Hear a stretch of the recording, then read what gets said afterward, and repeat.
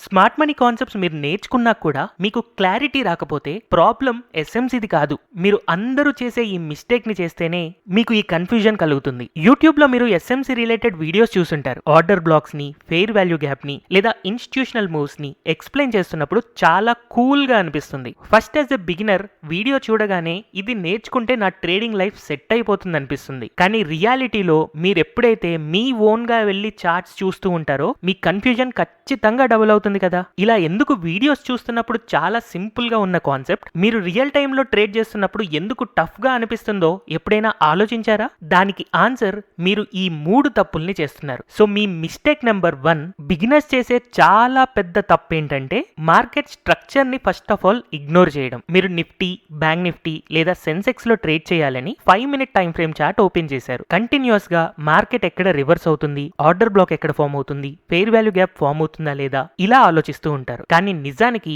Higher time frame లో market యొక్క trend ఏంటి? మార్కెట్ అప్ ట్రెండ్ లో ఉందా, డౌన్ ట్రెండ్ లో ఉందా? బిగ్గర్ పిక్చర్ లో చూసినప్పుడు మార్కెట్ మనకి ఏం చెప్తుంది? ఈ క్వశ్చన్స్ కి మీ దగ్గర ఆన్సర్ లేకుండా ఎస్ఎంసీ అప్లై చేయడం స్టార్ట్ చేస్తారు. అందుకనే ఎస్ఎంసీ కాన్సెప్ట్ అనేది ది బెస్ట్ కాన్సెప్ట్ అయినా కూడా మీరు మార్కెట్ స్ట్రక్చర్ ని ముందుగా అనలైజ్ చేయట్లేదు కాబట్టి ఆబ్వియస్ గా మీకు అది కన్ఫ్యూజన్ నే క్రియేట్ చేస్తుంది. అందుకే మీరు మార్కెట్ స్ట్రక్చర్ ని గనక మిస్ అవ్వకుండా ముందు ట్రెండ్ ని, బిగ్గర్ పిక్చర్ ని అర్థం చేసుకుంటే మీ కన్ఫ్యూజన్ దూరం అవుతుంది. నెక్స్ట్ మీ mistake number 2, time frame confusion. Beginners అందరూ ఎస్ఎంసీ కాన్సెప్ట్ వినగానే నన్ను ఫస్ట్ అడిగే క్వశ్చన్ ఏంటో తెలుసా?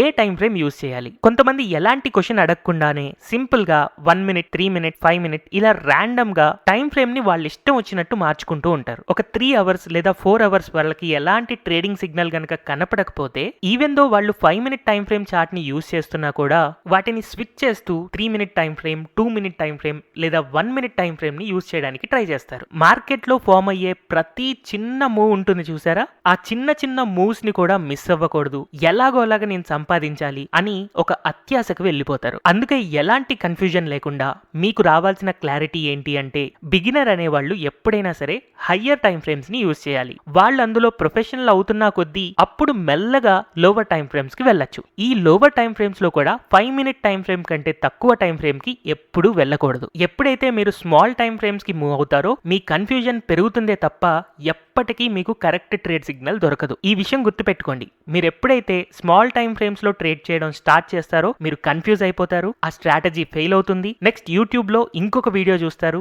ఇంకొక స్ట్రాటజీ నేర్చుకుంటారు, ఇంకొక ఇండికేటర్ నేర్చుకుంటారు, అవి కూడా ఫెయిల్ అవుతాయి. ఇదే సైకిల్ రిపీట్ అవుతూ త్రూ అవుట్ ది ఇయర్ నష్టపోతూనే ఉంటారు. నెక్స్ట్ మీ mistake number 3, loss free trading. Actual గా ఈ మిస్టేక్ చాలా డేంజరస్. నా ప్రీవియస్ స్ట్రాటజీలో నాకు లాస్ వచ్చింది. ఇప్పుడు నేను ఎస్ఎంసీ నేర్చుకున్నాను కాబట్టి నాకు లాస్ రాదు. జస్ట్ ఊరికే స్టాప్ లాస్ అలా పెట్టుకుందాం. మోస్ట్లీ స్టాప్ లాస్ హిట్ అవ్వదు. ఇక్కడ ఆర్డర్ బ్లాక్ ఫామ్ అయింది కదా, ఖచ్చితంగా పెరగాల్సిందే. ఇవన్నీ మాటలు ఒక బిగినర్ మైండ్ లో తిరుగుతూ ఉంటాయి. మార్కెట్ బిగినర్స్ ఎస్ఎంసీ నేర్చుకున్నప్పుడు ప్రతిసారి ప్రాఫిట్ ఎక్స్పెక్ట్ చేస్తారు. కానీ మీరు తెలుసుకోవాల్సింది ఏంటంటే ఎస్ఎంసీ కాన్సెప్ట్ అనేది డెసిషన్ క్లారిటీ కోసమే కానీ గ్యారంటీడ్ ప్రాఫిట్స్ కోసం కాదు. మీరు గనక ప్రతిసారి ప్రాఫిటే ఎక్స్పెక్ట్ చేస్తుంటే మీ ఫ్రస్ట్రేషన్ పెరుగుతుంది, దానివల్ల రివెంజ్ ట్రేడింగ్ స్టార్ట్ అవుతుంది. అందుకే ఎస్ఎంసీ కాన్సెప్ట్ అనేది ఎంత గొప్పదైనా కూడా అప్పుడప్పుడు ఇందులో లాస్ వస్తాయి అని కూడా మీ మైండ్ కి మీరు ఎప్పుడు చెప్పుకుంటూ ఉండాలి. సో ఈ వీడియో ద్వారా నేను క్లియర్ గా మీకు చెప్పాలనుకున్న పాయింట్ ఏంటి అంటే మీరు ఒక ట్రేడ్ చేసి అందులో లాస్ వస్తే ఎస్ఎంసీ ఫెయిల్ అవడం వల్ల ఆ ట్రేడ్ లో లాస్ వచ్చినట్టు కాదు. Me wrong expectation,